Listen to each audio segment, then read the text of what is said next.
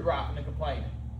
I need to be uplifted, and I'm not going to be around somebody. I'm just not going to do it. Maybe that's wrong. But I believe in surrounding myself by people who have something else, who have a vision beyond this. And if nobody else has a vision, Dar, I got a vision. Today is a combination of vision. Because I'm tired of walking in our church and our church looks like a yard sale. We're getting there. We're getting there. We're going to put a divider between here and there, and we're going to open up 2 more classrooms right back there. That's the next job. We're going to have 2 more classrooms. Why do we need 2 more classrooms? We may not need 2 more classrooms. But what if the next generation, Dar, needs 2 more classrooms? There was a young couple that wanted to come to church. And they asked, basically was talking to Amber about it, and said, well, do y'all have like anything for the youth? Our daughter needs to be in a youth group. Nope, we ain't got nothing for the youth. They got to sit here and listen to me. Bull.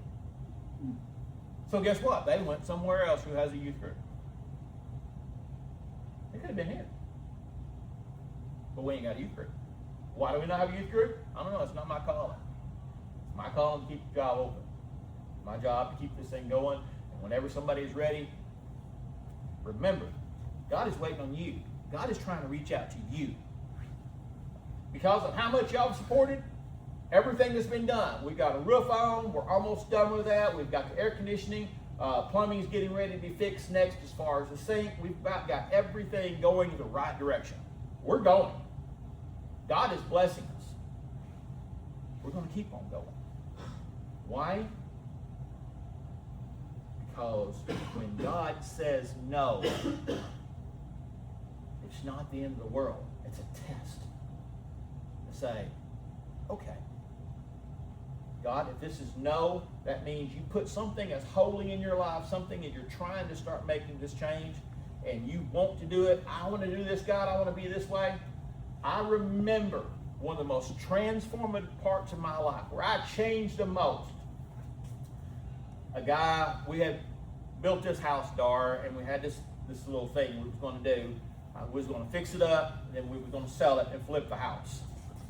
Spent lots of money me building this house. I let somebody from the church borrow the house. They destroyed the house in a month. I had it ready to list. In a month, Dar, they destroyed everything that we built. A month. To the point that the realtor walked in, she said, Monty, I can't list this house. I was like, what do you mean you can't list it? They've only lived there a month. And she says, it is the nastiest thing I've ever seen in my life. And I know how many hours I put to make that house right, Dar. I couldn't even list my house. 2 months later, the guy says, Monty, he says, I'm not going to wait for you no more. I was like, man, I need your help. I need you to wait for me to make it sell. He says, nope, I want it now. So he come in and took possession of the house. We had to move out. We had one person that was interested in buying it. The next door neighbor, Don, walked over and said, why, you don't want this house. It had this and it had that. And I'm like, I'll kill you. So I was mad. So I got my chainsaw out. Amber will tell you this is a true story. Dar, I had planned on walking out on all the exterior walls, taking my chainsaw and plunge cutting and walking all the way around the house.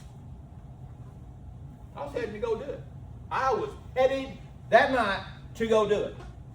And y'all think I'm kidding y'all. I promise y'all, I went to go cut this house in half. You know what God said? No. Dang it.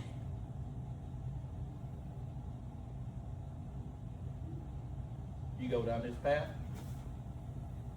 there ain't no turning back. You know what I did?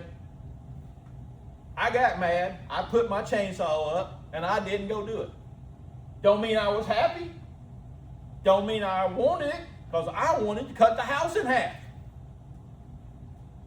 Because I knew what I was getting ready to lose. But I said, God, it's yours.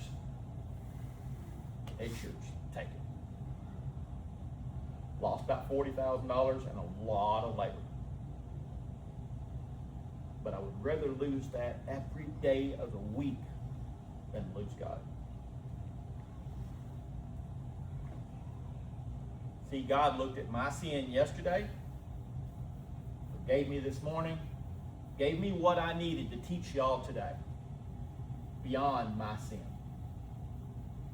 See, God does not look at us and tell you all the reasons why you're not close to Him. God is looking for a way to join you to Him. And the whole secret to being joined with God is in the power of no. That's what He told me this morning. I need to learn to say no. So, David, if you ask me to work today, you know what I'm going to tell you? No. No. Somebody dismisses.